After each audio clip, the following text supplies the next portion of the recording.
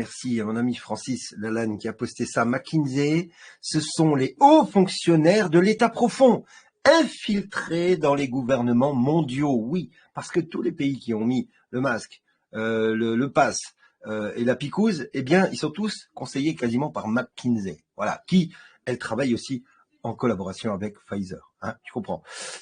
C'est tout simplement le nouvel ordre mondial qui a commis un coup d'État en France bien plus grave que ce qu'ils essayaient de nous faire croire. McKinsey n'est pas une société de conseil, mais bien l'entité d'une organisation mafieuse qui décide, elle ne conseille pas, elle impose. Le gouvernement et les assemblées ne servent que de décorum, un décor fantoche, afin de faire croire aux Français que ce sont des élus qui gèrent la France. LOL. On a encore un député, j'ai vu passer ça tout à l'heure, qui disait, mais nous, on reçoit des fiches en tant que député, on nous dit, ferme ta gueule et tu fais ça. Voilà. Mais c'est totalement bidon, tout ça. Nous sommes donc sous contrôle de la dictature du nouvel ordre mondial. Macron est donc l'équivalent de Pétain sous l'occupation française. C'est tout à fait ça. C'est tout à fait ça.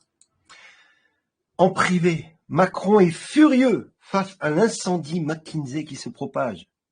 La crainte majeure du président? Eh bien, le sujet pourrait sortir des réseaux sociaux et s'inviter dans la conversation des Français qui s'inquiètent un ténor de la République en marche. Oui, c'est pour ça que Macron ne vient pas dans les émissions.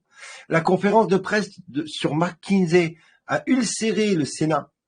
Pour preuve, ce communiqué envoyé aux rédactions à 23h disant, donc c'est le Sénat qui a envoyé ça, le gouvernement affirme qu'il n'a rien à cacher, il lui aura fallu 5 ans pour réagir,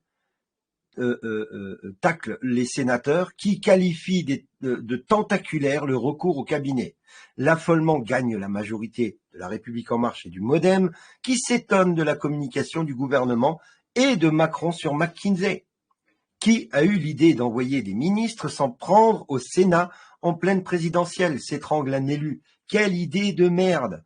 On s'en prend pas au Sénat quand on est au gouvernement. Le Sénat, c'est le Sénat. Il est là pour garantir le bon fonctionnement, normalement, bien sûr, d'un gouvernement. Et Pfizer était dans tous les coups. Oui, Pfizer est bien un client de McKinsey.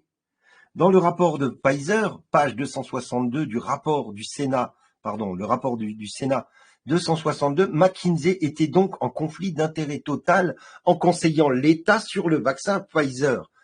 Et le pass vaccinal, c'est du pénal. C'est fini pour eux. Macron est terminé. Je vous dis, tout va se régler rapidement. Ne vous inquiétez pas. Regardez la petite histoire. Saint McKinsey priait pour nous le 13-03-2013.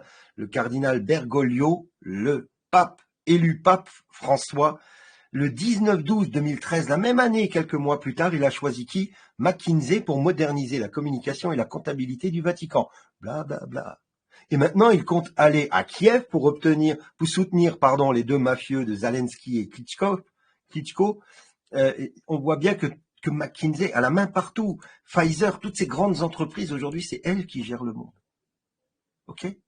On parle aussi, parce qu'en ce moment, il y a tout sur la table, il y a toutes les casseroles. Il faut une gazinière énorme en ce moment, parce qu'il y a des casseroles à mort sur le feu. On a aussi l'histoire de l'argent que Macron a touché quand il a vendu Nestlé à Pfizer.